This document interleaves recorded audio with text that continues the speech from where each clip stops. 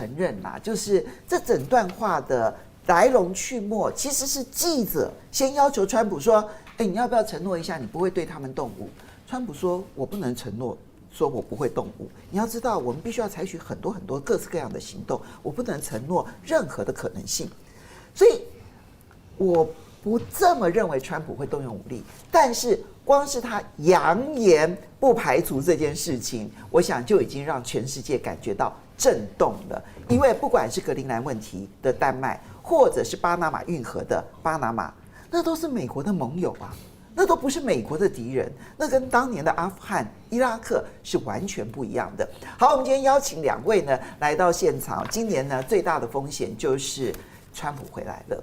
首先呢，我们邀请呢来到我们现场的是大家非常喜欢的郭正亮亮亮，大家平安，新年欢迎。接着呢是大家非常喜欢的雷倩，欢迎。好，观众朋友大家平安。哎呀，我们真的是男一女一都来了。对，没有错。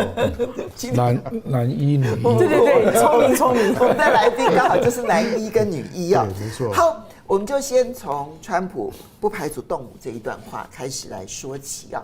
他在海湖山庄的这一个海湖庄园的这80分钟的记者会当中啊，其实回答了蛮多的问题，但是对于国际社会而言，最震撼的就是记者其实算丢球吗？还是挖坑给川普说：“哎，你要不要承诺说你不会对他们动武？”然后川普说：“我不能承诺。”这一段话真的吓坏了全世界。好，那不只是可很多人就认为说啊，他在说格陵兰啊、巴拿马运河，其实只是为了要去对付中国，因为他不管在讲格陵兰或者是巴拿马的时候，都强调说。现在中国已经控制格陵兰了，现在中国已经控制了巴拿马运河了，所以我们必须要把它拿回来。所以呢，大家就觉得说这是在警告中国，真的是如此吗？好，那么当然欧洲的反应很强烈啊，比如说像是德国总理肖兹，他就警告说欧盟的边界不可侵犯。然后呢，法国呢外交部呢也强调说欧洲不会做事。但我很怀疑欧洲能做什么啊？因为今天丹麦已经说了，他说，格陵兰最多只能够独立，但是呢，不能够卖给美国。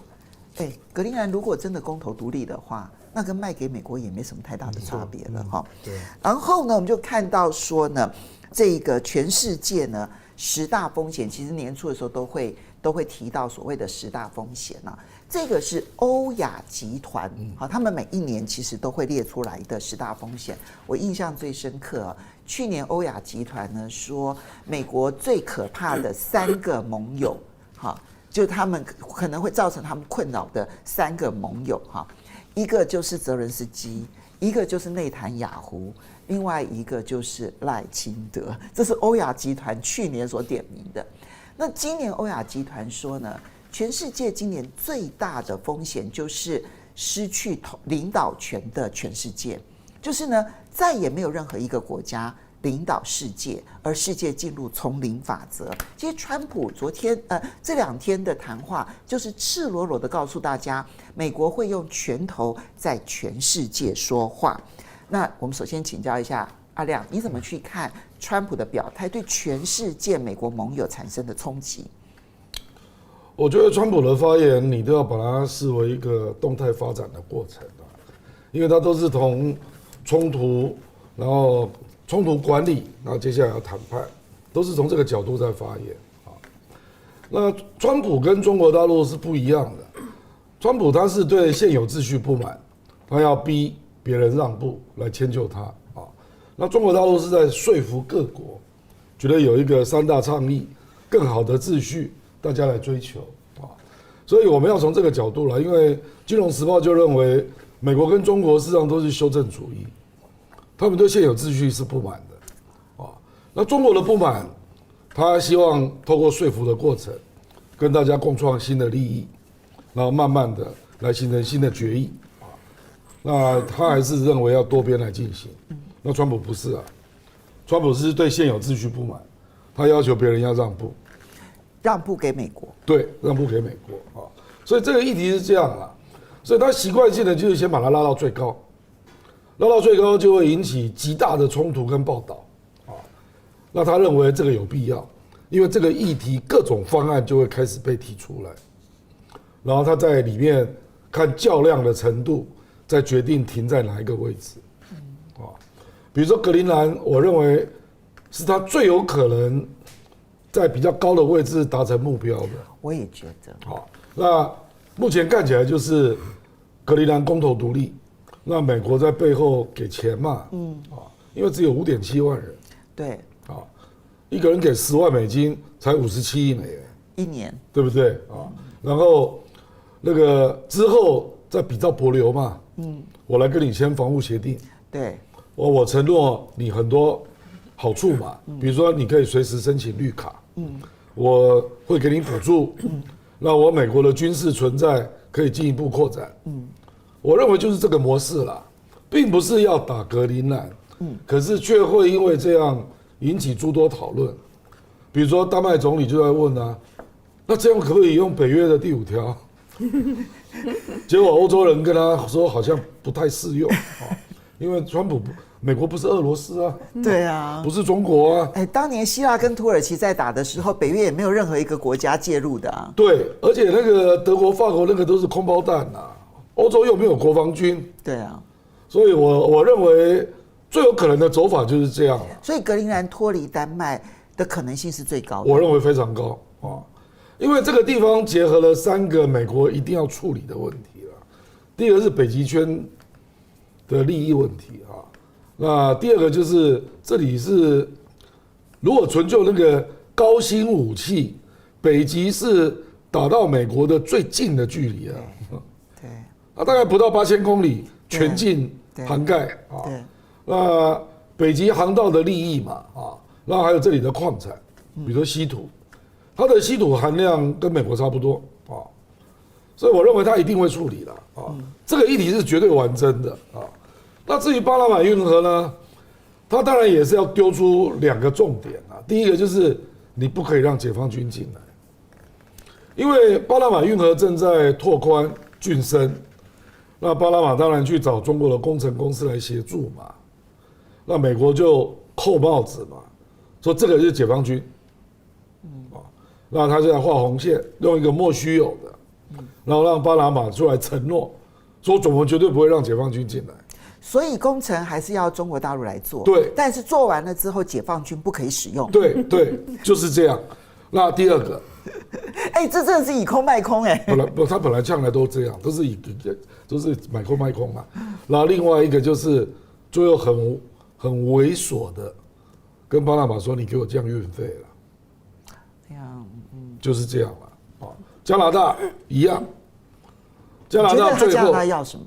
就是要，因为他用关税来威胁美国公司去计算你的利益嘛。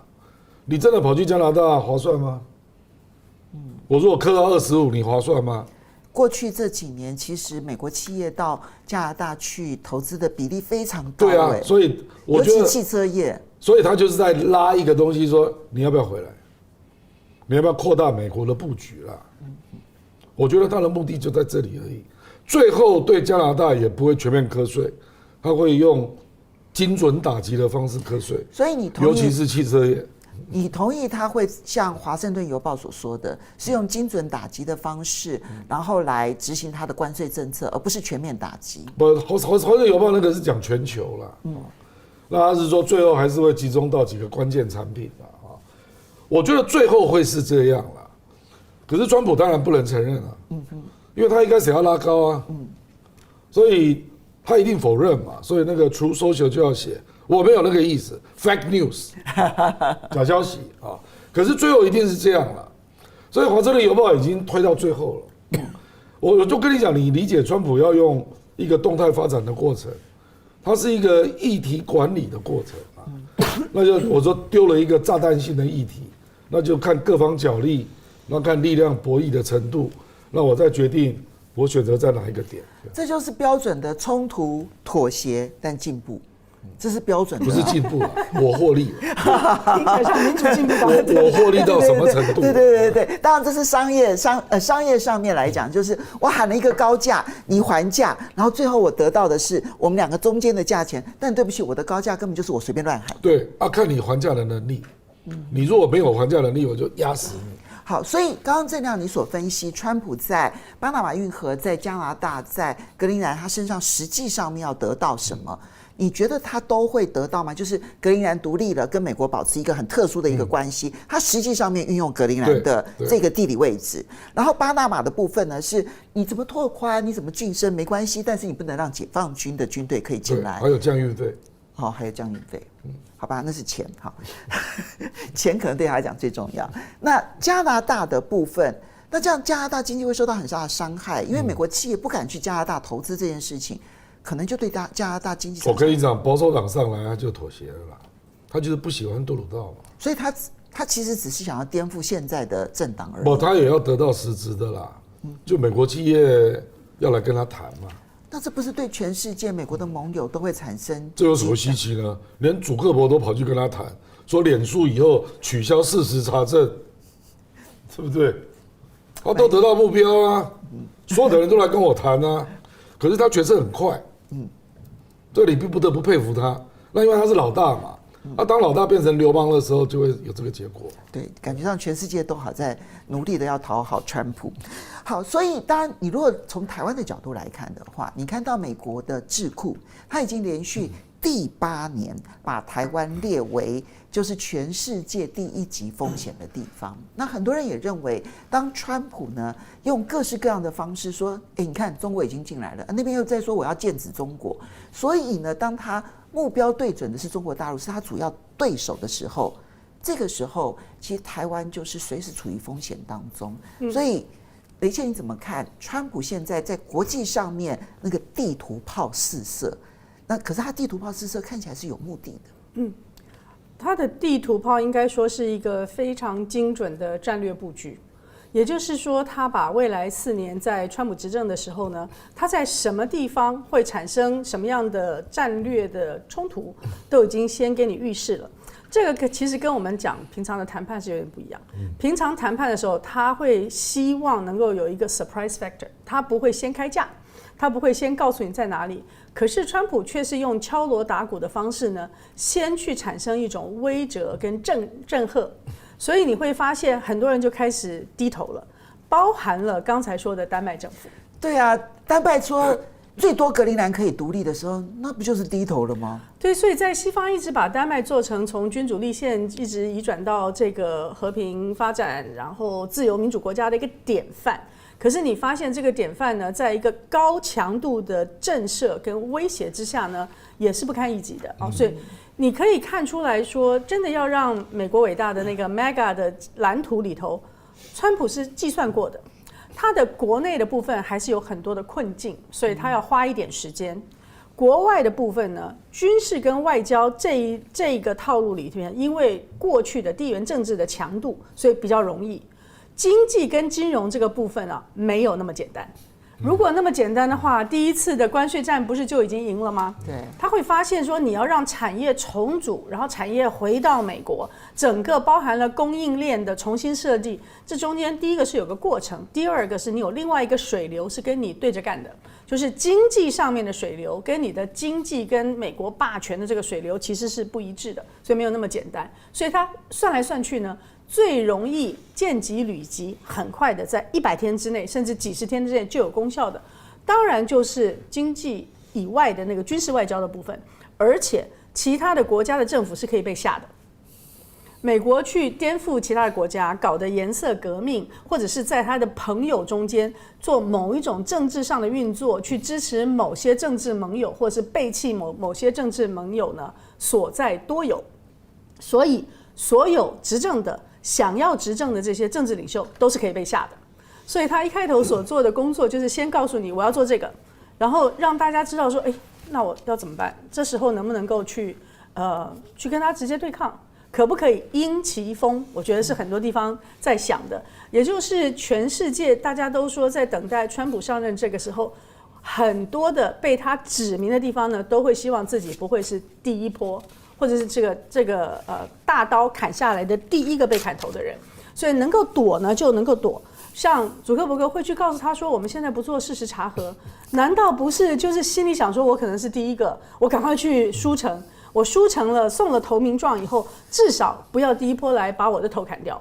那这样的一个态度呢，在全世界会有很多的震动。所以你们刚刚讲说，会变成一个多极的混乱的世界啊，我就在想，中国人的易经是说，在你那个飞龙在天以后啊，亢龙有悔，这个很强大的力量呢，就是会有一个弱的时候。可是这个弱了以后呢，叫做群龙无首极，就是变成一个多极多边的这个时候呢，反而是好的。可是它有一个前提，就是这个多极多边呢，不是一个破碎的、破败的、经济上面混乱的、没有发展的，而是大家都有机会，都有公平、平等、普惠的机会的那样的一个情况才会是极。因此呢，它不是说美国在跟中国大陆在打什么，其实是美国现在在跟世界秩序在拔河。